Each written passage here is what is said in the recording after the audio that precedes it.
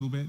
You know, there are questions kind of on the do use list, which hopefully we can get to in a moment, but there's maybe some on the do not use. And again, tea tree or melaleuca has come up a lot.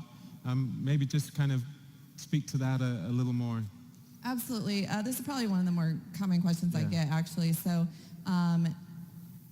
tea tree oil is one of those that's an extremely popular essential oil, and we've already spoken to the purity and potency and things like that. So where you get the melaleuca from is a really important thing. So I know all of you here use doTERRA, so you're like, well, ours is pure, right?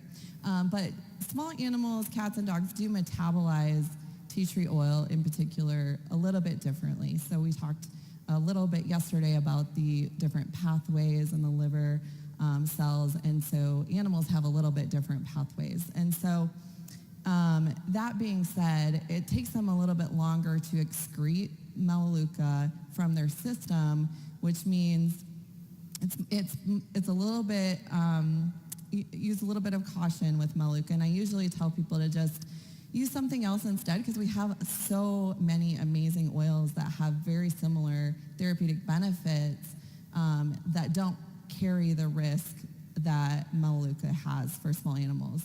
Now, I know all of us have probably, on the panel, have probably used melaleuca in our practices, but these are very specific situations and scenarios.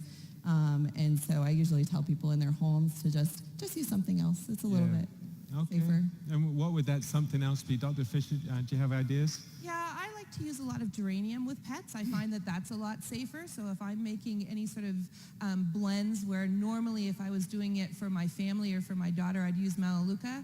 For my pets, I just switch that over to use geranium. Or arbor vitae can be another one that's really great for a lot of conditions that we see in pets.